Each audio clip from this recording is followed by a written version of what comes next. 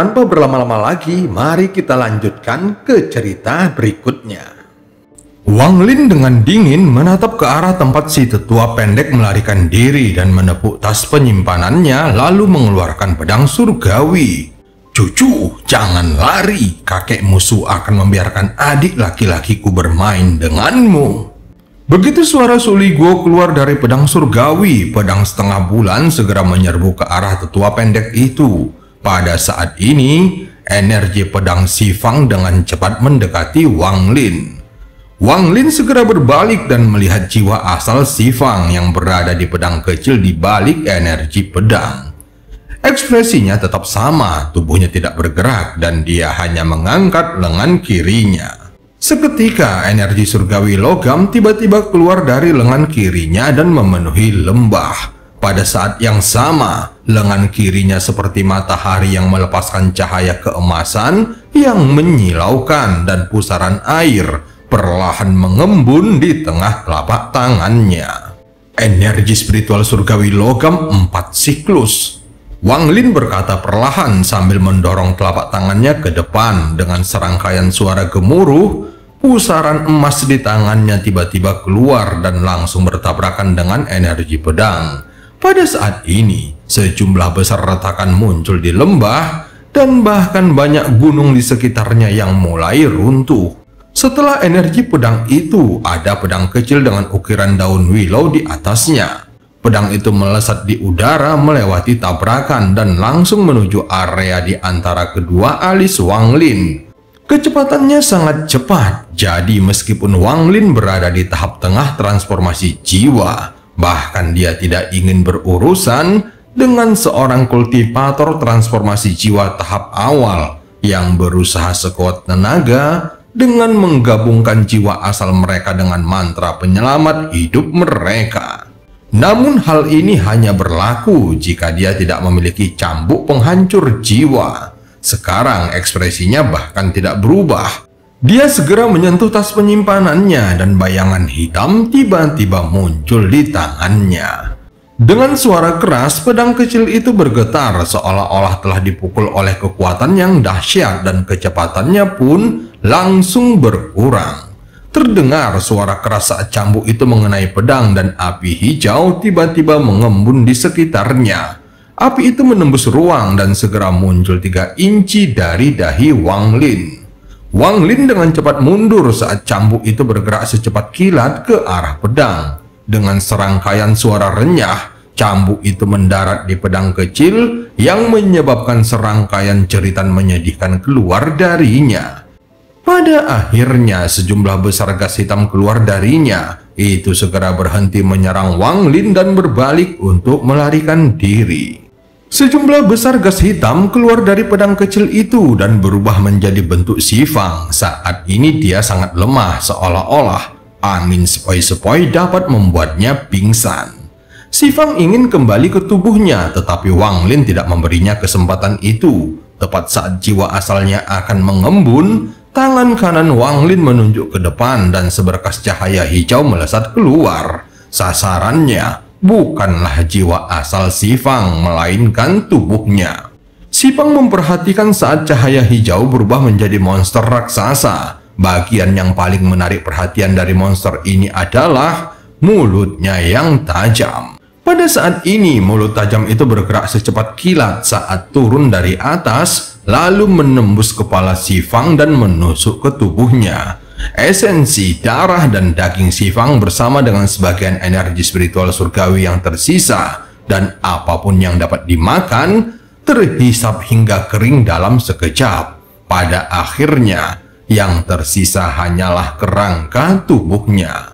Jiwa asal Si Fang yang baru saja terbentuk dari pedang kecil itu menatap dengan tercengang pada apa yang baru saja terjadi. Dia segera berbalik untuk menatap Wang Lin dengan ganas sebelum terbang menuju para junior di kejauhan. Si Fang sama sekali tidak ragu saat dia menyerang Guo Xingyi. Dia tidak tahu mengapa tetua itu menyerangnya. Namun penglihatannya tiba-tiba menjadi gelap dan ada luka di dahinya. Saat berikutnya, tubuh Guo Xingyi bergetar dan matanya meredup. Namun matanya tiba-tiba menyala lagi, tetapi ada rasa lemah yang kuat dari matanya. Mata Wang Lin menjadi serius saat dia melihat pemandangan itu dengan penuh minat. Harus dikatakan bahwa merasuki tubuh bukanlah hal yang mudah. Bahkan si Tunan membutuhkan waktu lebih dari 10 hari untuk menyelesaikannya. Namun tetua ini dapat segera mendapatkan kembali kewarasannya dan sepertinya dia telah menyelesaikan sebagian besar prosesnya. Tentu saja hal ini mengejutkan Wang Lin. Pada saat ini wajah Guo Xingyi pucat. Dia menatap Wang Lin dan dengan cepat berkata, "Rekan kultivator Wang, semuanya salahku. Jika kamu membiarkanku pergi, aku akan memberimu metode teknik kepemilikan tubuh ini. Aku juga bersumpah demi jiwaku bahwa aku tidak akan pernah membicarakan masalah hari ini." Setelah mengatakannya, Si Fang melambaikan tangannya dan selain Qian Qin, 2 orang lainnya langsung meledak. "Rekan kultivator Wang, gadis ini Qian Qin masih perawan. Aku punya mantra yang bisa menggunakan perawan untuk menyembuhkan lukamu. Jika kamu melepaskanku, aku akan memberikannya kepadamu juga." Jantung Si Fang berdebar sangat kencang saat dia menatap Wang Lin. Jika dia tidak dipaksa ke sudut, dia tidak akan mengemis seperti ini. Tubuh Qian Qin bergetar setelah mendengar kata-kata Si Fang. Dia menatap Wang Lin dengan ekspresi rumit sebelum mengatupkan giginya, lalu berlutut di tanah dan berkata dengan lembut, "Aku mohon senior untuk membunuh orang ini dan tetua sekte pedang Daluo lainnya. Qian Qin tidak punya apa-apa untuk diberikan, tetapi aku bersedia menghabiskan hidupku melayani senior seperti sapi ataupun kuda." Wajah Si Fang muram saat mendengarnya dan ada sedikit niat membunuh yang terpancar di matanya. Ekspresi Wang Lin tetap sama saat dia berkata perlahan, "Apakah kamu tahu jika ada sesuatu yang tidak biasa ketika Ling Tianhou kembali dari alam surgawi 200 tahun yang lalu?" 200 tahun yang lalu? Si Fang terkejut mendengarnya. Dia merenung sejenak sebelum matanya berbinar. Kemudian dia menatap Wang Lin dan bertanya, "Mungkinkah kamu sedang membicarakan roh pedang itu?" Mata Wang Lin menjadi serius saat dia berbicara. "Ceritakan padaku tentang hal itu." Saat berikutnya Si Fang mulai merenung. Setelah sekian lama dia berkata dengan getir, "Aku hanya mendengarnya, jadi aku tidak tahu detailnya. Aku mendengar bahwa keadaan Ling Tianhou kacau balau ketika dia kembali, dan setelah itu serangkaian pembunuhan terjadi di dalam sekte. Akhirnya, roh pedang yang tidak dikenal muncul dan bertarung hebat dengannya. Setelah itu, roh pedang itu menghilang. Tidak ada yang tahu kemana perginya." Wang Lin menatap Si Fang dan merasa dia tidak mengatakan yang sebenarnya. Namun ekspresi Wang Lin tidak berubah saat dia berkata dengan tenang, "Tempatkan metode penguasaan tubuh cepatmu di batu giok dan berikan kepadaku." Si Fang segera mengangkat kepalanya. Dia menatap Wang Lin dan berkata, "Apakah kamu setuju untuk membiarkanku pergi?" Wang Lin menatapnya dengan dingin dan berkata lagi, "Itu tergantung pada apa yang kamu cetak di batu giok itu asli atau palsu." Si Fang menggertakkan giginya saat dia mengeluarkan sebuah batu giok dan menuliskan teknik kepemilikan dan mantra penyembuhan di atasnya. Kemudian dia melemparkan batu giok itu. Wang Lin mengangkat tangannya untuk menangkapnya dan mulai mendeteksinya dengan kekuatan jiwanya. Dia langsung melewati mantra yang menggunakan seorang perawan untuk penyembuhan dan fokus pada teknik kerasukan. Mata Si Fang berbinar melihatnya dan tanpa ragu-ragu dia mulai bergerak. Dia segera menyerbu ke kejauhan dan hendak meninggalkan lembah. Wang Lin bahkan tidak menatapnya saat dia menunjuknya dengan jari kirinya. Gas abu-abu yang melingkar di jarinya tiba-tiba melesat ke arahnya. Si Fang segera menyadarinya dan dia langsung menoleh lalu berteriak, "Wang Lin, apakah kamu masih seorang kultivator?" Dia hendak berteleportasi, tetapi dia baru saja selesai menguasai tubuh ini. Jadi semuanya dalam keadaan lemah. Tepat saat tubuhnya mulai menggunakan energi spiritual surgawi, dua untayan gas abu-abu itu tiba-tiba melaju kencang dan mendekatinya dengan kecepatan yang tak terbayangkan. Mata Si Fang terlihat mengecil, lalu tubuhnya sedikit gemetar dan berhenti bergerak. Saat ini, dua gas abu-abu telah memasuki tubuhnya dan mengalir deras di sepanjang pembuluh darahnya. Setelah 3 tarikan nafas dengan suara ledakan keras, tubuh Si Fang tiba-tiba hancur. Sejumlah besar daging dan darah kembali menghujani langit dan gas abu-abu kembali ke Wang Lin. Setelah membunuhnya, Wang Lin mengalihkan pandangannya ke batu giok di tangannya. Teknik penguasaan cepat ini memang mempunyai nilai tersendiri. Wang Lin segera menyimpan batu giok dan melihat ke kejauhan, tempat pedang setengah bulan dan pedang surgawi berada. Saat ini, kedua pedang ini sedang menjebak tetua pendek. Wang Lin tidak langsung bergerak ke sana, tetapi perlahan berjalan ke sisi barat lembah.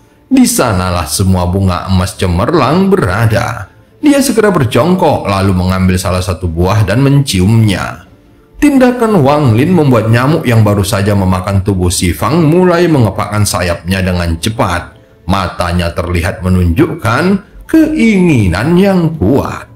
Bahkan mata wanita bernama Qian Qin menjadi serius saat dia melihat buah emas cemerlang di tangan Wang Lin. Dan dia tidak bisa menahan diri untuk tidak mendesah. Sektenya telah menghabiskan banyak upaya untuk menemukan buah emas cemerlang, tetapi mereka secara tidak terduga bertemu dengan orang-orang dari sekte pedang Daluo. Dia awalnya berpikir bahwa semuanya akan baik-baik saja, tetapi tiba-tiba ada perubahan yang mengakibatkan kematian banyak sosok. Wang Lin segera mengalihkan pandangannya menatap nyamuk dan berbisik pelan, "Jangan khawatir." Setelah nyamuk mendengar ini, ia segera mengangguk dan matanya mengandung sedikit fanatisme. Saat Wang Lin memegang buah emas cemerlang, dia ingin menguji apakah buah ini dapat mengisi elemen logam dari mutiara penentang surga. Jika tidak, maka dia akan memberikannya kepada binatang nyamuknya. Bagaimanapun, mutiara penentang surga masih kehilangan setengah dari unsur logam yang dibutuhkannya. Saat berikutnya, Wang Lin menempelkan buah emas cemerlang ke dahinya dan buah itu masuk ke dalamnya. Setelah beberapa saat, dia menunjukkan ekspresi kecewa dan melepaskan tangannya. "Aku terlalu tidak sabar. Bagaimana mungkin bisa menyelesaikan mutiara penentang surga menjadi masalah yang begitu sederhana? 700 tahun berlatih, dan bahkan dengan keberuntunganku, aku hanya mampu menyelesaikan 4 elemen. Setiap penyelesaian penuh dengan bahaya. Jadi aku yakin bahwa penyelesaian elemen logam terakhir ini juga tidak akan sederhana. Aku hanya tidak tahu apakah akar roh emas itu akan berpengaruh." Wang Lin menghela napas dalam-dalam dan memutar tangannya. Segera semua buah emas cemerlang di sekitarnya terbang tinggi di udara. Nyamuk itu berteriak histeris sambil menghisap dengan keras dan melahap semua buah emas cemerlang.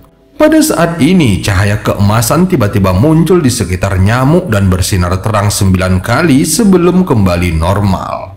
Melihat nyamuk itu sudah merasa cukup, Wang Lin tidak lagi memetik buahnya. Tangan kanannya segera membentuk segel dan memancarkan sinar energi spiritual. Energi ini mendarat di bunga-bunga yang menyebabkan bunga-bunga itu mengeluarkan cahaya keemasan yang sangat menyilaukan. Wang Lin tidak mundur, tetapi menepuk tas penyimpanannya dan mengeluarkan sejumlah besar batu giok. Dia menanam kekuatan jiwanya di setiap batu giok dan menaruhnya di sisi setiap bunga. Tidak jauh dari situ, wanita bernama Qian Qin menatap Wang Lin dengan ekspresi bingung. Dia tidak tahu mengapa Wang Lin tidak memetik buahnya, tetapi malah tampak seperti sedang membentuk formasi. Mungkinkah untuk memanen buah emas cemerlang diperlukan formasi? Kebingungan di mata Qian Qin langsung meningkat. Setelah meletakkan batu giok terakhir, ekspresi rumit pada mata Wang Lin menghilang dan digantikan dengan tatapan yang jernih. Menurut ingatan dewa kuno, hanya setelah buah ini tumbuh secara alami, matang secara alami, dan layu secara alami, maka akar roh emas akan terbentuk. Namun aku tidak punya waktu untuk menunggu sekarang. Waktu yang dibutuhkan buah untuk mekar sepenuhnya bersifat acak, bisa memakan waktu berhari-hari atau bahkan bertahun-tahun. Aku tidak punya waktu untuk menunggunya. Jadi aku harus menggunakan mantra ini dari ingatan Dewa Kuno Tusi. Dewa kuno menggunakan tulang binatang iblis, tetapi aku menggunakan batu giok. Jadi efeknya mungkin tidak sebagus itu. Wang Lin merasa tidak berdaya tentang hal ini. Dengan betapa kuatnya para dewa kuno, semua bahan yang mereka gunakan adalah yang terbaik. Dia segera menggerakkan tangannya pelan-pelan lalu mengangkatnya untuk membentuk gerakan yang sangat aneh. Gerakan ini bukanlah segel seorang kultivator, tetapi sesuatu dari ingatan Dewa Kuno Tusi yang memiliki efek katalis. Ini adalah gerakan untuk mengaktifkan formasi. Kemudian Wang Lin bergumam, "Mati." Setelah mengucapkan kata itu, seberkas cahaya kuning melesat keluar dari tangan kirinya dan mendarat di sebuah batu giok. Saat cahaya kuning itu mendarat di batu giok, itu mengeluarkan suara yang melengking. Tak lama kemudian, batu giok itu meledak. Adegan ini membuat Wang Lin mengerutkan kening. Bahkan Qian Qin yang berada di kejauhan merasa ketakutan. Meskipun batu giok itu meledak, namun cahaya kuning itu tidak menghilang, tetapi malah menjadi lebih kuat. Ketika batu giok itu meledak, cahaya kuning itu melesat keluar dan mendarat di batu giok lainnya. Setelah itu, terjadi serangkaian ledakan. Wang Lin mengerutkan keningnya lebih keras. Setelah beberapa saat, cahaya kuning itu menjadi semakin kuat. Sekarang warnanya berubah menjadi keemasan dan tidak berbeda dengan warna bunga. Cahaya keemasan menyelimuti semua bunga yang menyebabkan mereka perlahan menyusut seolah-olah akan rontok dari tangkainya. Bukan hanya bunganya, bahkan buah emas cemerlang pun mulai menyusut dan perlahan layu.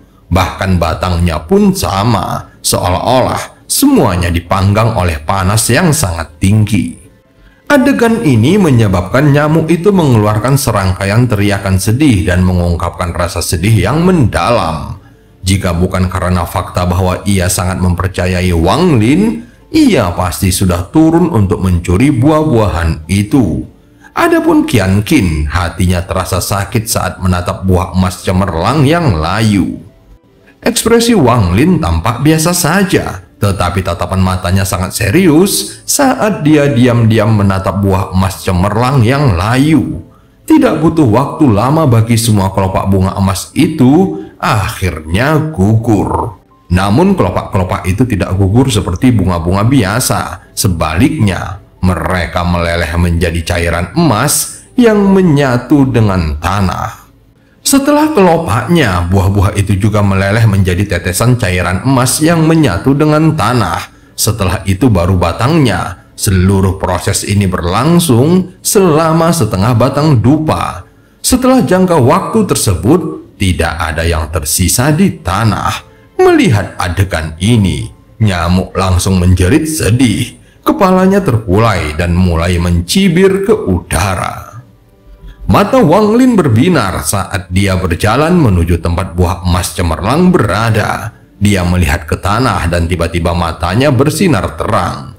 Dia segera berjongkok dan tangan kanannya perlahan menggali tanah.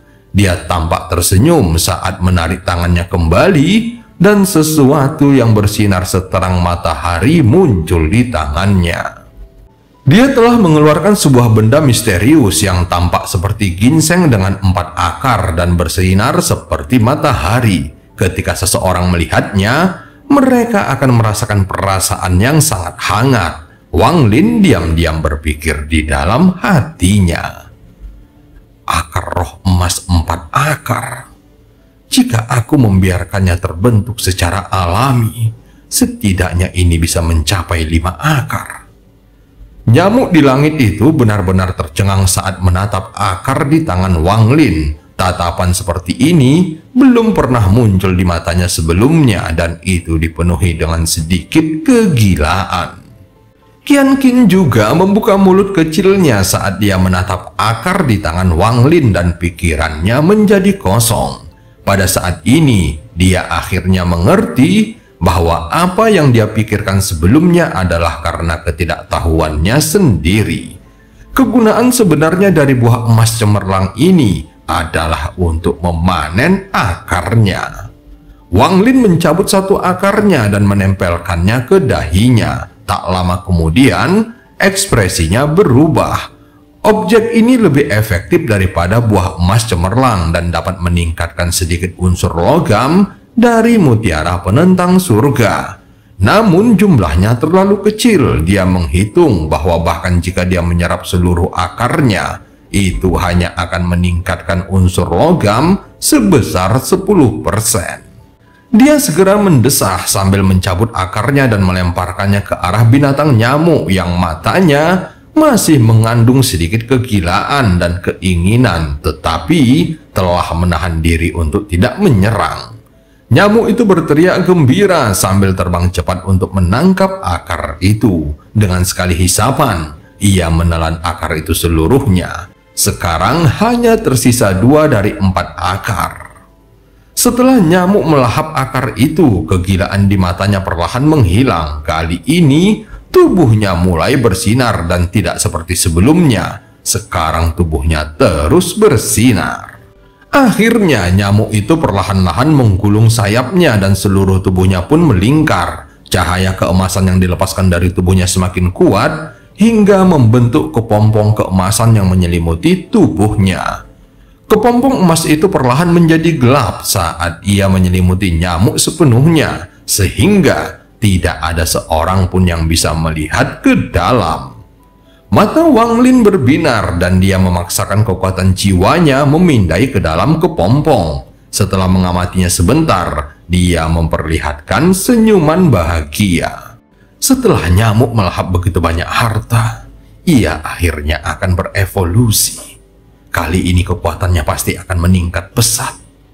Tangan kanan Wang Lin terulur dan kepompong emas itu segera dimasukkan ke dalam tas penyimpanannya. Setelah menyimpannya, dia merenung sejenak dan melambaikan tangannya yang menyebabkan seberkas cahaya hijau muncul. Saat cahaya hijau muncul, itu berubah menjadi katak guntur raksasa dan matanya dipenuhi kemalasan. Namun kemalasan ini benar-benar menghilang dan berubah menjadi serius ketika dia melihat 2 akar di tangan Wang Lin. Melihat adegan ini, Wang Lin hanya tersenyum tipis, lalu mencabut satu akarnya dan melemparkannya ke arah katak guntur. Perut katak guntur itu membesar dan lidah merah keluar dari mulutnya. Akar yang ada di udara langsung menghilang tanpa jejak. Raungan gemuruh terdengar dari katak guntur, lalu perlahan-lahan ia mulai menutup matanya seolah-olah ia sangat lelah. Segera Wang Lin menekan ke udara dan mengembalikan katak guntur itu ke dalam tas penyimpanannya. Lalu dia melihat ke arah Qianqin yang masih menontonnya. Ketika Qianqin menyadari tatapan Wang Lin, tubuhnya langsung bergetar. Dia segera membungkuk tetapi tidak mengatakan sepatah kata pun. Aku bisa mendapatkan akar roh emas ini berkat keberuntunganmu. Kamu bisa mengambil akar terakhir ini. Setelah itu, Wang Lin mencabut akar terakhirnya dan menyimpan akar utamanya. Dia segera melangkah maju, lalu tubuhnya berubah menjadi gas hijau dan menghilang tanpa jejak. Qianqin terkejut dan tanpa sadar menangkap akar yang melayang ke arahnya. Segala sesuatu di hadapannya dianggapnya seperti mimpi, sehingga dia tidak bisa mempercayai apa yang sedang terjadi. Qianqin berdiri di sana untuk waktu yang sangat lama sebelum menyimpan akarnya. Lalu dia menghela nafas dan segera meninggalkan tempat ini. Tubuh Wang Lin bergerak dalam sekejap. Tak lama kemudian dia telah melewati pegunungan dan memasuki bagian terdalam hutan ini. Disinilah tetua pendek dari sekte pedang Daluo duduk dalam posisi lotus di bawah pohon raksasa dengan wajah yang sangat pucat. 1 inci dari alisnya terdapat pedang setengah bulan yang mengambang di sana. 1 inci di atas kepalanya terdapat pedang surgawi. Pedang itu juga mengambang di sana. Meskipun pedang itu tidak bergerak, namun pedang itu memancarkan energi pedang yang kuat. Setelah melihat Wang Lin tiba, lelaki tua itu menghela nafas lega. "Rekan kultivator Wang Lin, jika ada masalah kita bisa membicarakannya. Orang tua ini akan mengatakan apapun yang ingin kamu ketahui tanpa sedikit pun keraguan." Tetua yang pendek itu tidak berdaya karena kultivasinya lebih lemah dan harta karunnya lebih buruk. Wang Lin bahkan tidak perlu mengejarnya. Yang perlu dia lakukan hanyalah melemparkan 2 harta karun kepadanya, dan itu sudah cukup untuk membuatnya gila. Jika bukan karena fakta bahwa dia sedang melarikan diri untuk menyelamatkan hidupnya, mungkin dia akan melakukan apapun untuk mendapatkan pedang surgawi sehingga dia bisa mempelajarinya. Namun apa yang sebenarnya menyebabkan tetua pendek itu menyerah sepenuhnya adalah pedang setengah bulan yang aneh ini. Pedang setengah bulan ini membawa kekuatan dewa perang kuno yang bisa dengan mudah mengambil hidupnya. Kecepatannya juga terlalu cepat dan sepanjang waktu pedang itu sangat dekat dengan kepalanya, seolah-olah pedang itu menjengkram lehernya dengan kuat. Jadi apapun yang dilakukannya akan sulit baginya untuk lolos dari kematian. Akibatnya, bagaimana mungkin tetua pendek itu berani lari lagi, sehingga dia hanya bisa menunggu kedatangan Wang Lin. Saat ini, kepahitan di hatinya begitu kuat. Dia menyesal telah datang ke sini bersama Si Fang dan menyinggung iblis ini. Dia tidak peduli apakah Si Fang masih hidup atau tidak. Yang dia khawatirkan hanyalah bagaimana caranya menyelamatkan hidupnya sendiri. Untaian gas abu-abu bergerak di sekitar jari Wang Lin saat dia menatap lelaki tua itu dan berkata dengan tenang. Bertahun-tahun yang lalu, ketika Ling Tianho kembali dari alam surgawi, apakah ada yang tidak normal? Menjawab dengan ragu-ragu akan mati. Berbohong akan mati. Katakan sesuatu yang berbeda dari apa yang dikatakan Si Fang atau kamu mati. Tetua yang pendek itu terkejut, tetapi dia segera menjawabnya. Ketika Ling Tianho yang terhormat kembali, ada roh pedang mengerikan yang mengejarnya. Roh pedang itu bertarung dengan Ling Tianho selama berhari-hari sebelum akhirnya jatuh. Ling Tianho segera menyegel roh pedang itu jauh di dalam laut roh iblis timur. Mata Wang Lin berbinar mendengarnya dan dia cepat-cepat bertanya lagi. Apa yang membuat laut roh iblis timur begitu misterius? Tetua pendek itu tidak berani berhenti dan langsung menjawabnya. Laut roh iblis timur adalah salah satu dari 3 wilayah terlarang di planet Tianyun. Ada banyak iblis kuno di dalamnya. Setiap 10.000 tahun sekali, kendali gerbang ke area tersebut berganti kepemilikan. Kali ini menjadi milik sekte pedang Daluoku. Gerbang itu dibuka setiap 5.000 tahun. Dan setiap kali dibuka, setiap sekte mengirim murid untuk masuk dan menangkap iblis kuno. Menangkap iblis kuno hanyalah hal sekunder. Alasan utama laut roh iblis timur dibuka adalah sebagai ujian berdarah. Begitu seseorang memasukinya, maka bahaya yang akan ditemui akan sangat tinggi. Bahkan dapat dikatakan bahwa semakin sedikit orang yang keluar, maka akan semakin baik. Karena manfaat sebenarnya adalah ketika kamu pergi, kamu akan menerima warisan roh iblis. Dan cerita pun berakhir sampai ketemu di part selanjutnya.